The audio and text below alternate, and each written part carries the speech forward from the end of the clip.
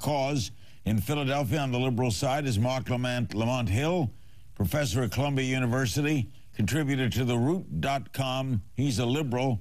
And Mark, what do you deal with that delicate balance between the Constitution and the rights of any individual to presumption of innocence, the right to a lawyer, and an imminent threat to the country? Well, I don't think it's that delicate of a balance. Obviously, we need to keep both things in full view. But the reality here is that we can never compromise our values or our beliefs in the service of fighting the war on terror. It's not an either-or proposition. It's a both-and proposition. We can uphold our ideals at the same time that we aggressively defend our borders and aggressively fight a war on terror. I would also add that it's unfair to say that President Obama waited a week or 9 days or however long to respond. Did he wait a bit too long to give a public statement? Yes. But his agency was right on the money, right on the ball, immediately after the Christmas attack. There were many things going on behind the scenes. There was much interrogation going on. There were many deals being negotiated. A lot was going on. So it's unfair to say that he just sat there asleep at the wheel while things were going on.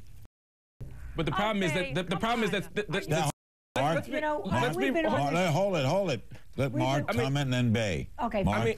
I tend to support President Obama on some of these tactics, but the reality here is that the Obama administration certainly dropped the ball here. There's no doubt about that. No, President Obama was courageous enough today to step up and say, look, there were enormous intelligence gaps. We had enough information to stop this from happening, and we failed. That's an important thing. Should someone lose their job? Perhaps, but I think President Obama is doing something wise by being deliberative and not being completely reactionary. My only concern with President Obama is, with regard to Yemen and with regard to Iran, Iraq, and Afghanistan and everywhere else, is that if we continue to engage in militaristic policies that galvanize terrorists, and if we continue to engage in language that is really covertly anti-Muslim and anti-Arab rather than anti-terrorist, and that's what Obama's trying to get away from, then we're going to continue to radicalize and recruit more terrorists to attack the United States. So it has to be a very balanced, thoughtful approach.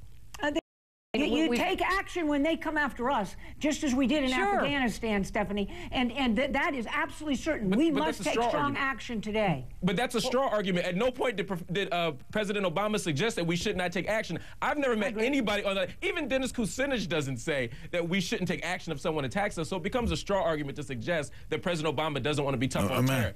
Amanda, the right wing is criticizing that he doesn't say. That came out of this review. People have been calling for her head, and I think when people review that tape, those calls will be renewed. I think that's I think that critique's a bit unfair, Amanda. I mean, the reality is, even if the Obama administration certainly didn't underestimate Al Qaeda's determination, they've been at it for over a decade. That's what she said. She was asked. Go look at the tape. No, I'm not doubting what was on the tape, Amanda. That's my point. I'm saying that she gave a bad press conference as she's done for the second time in a row now. I think she's really bad at talking to the media. But the Obama administration, to be sure, doesn't think that Al Qaeda isn't tough. What they did underestimate, though, was the capacity of Al Qaeda in Yemen. What they thought was an aspirational terrorist practice was actually far more developed than they ever thought. They dropped the ball on that. There was an intelligence gap. But let's not think that guys, thanks to everybody. We'll be having you.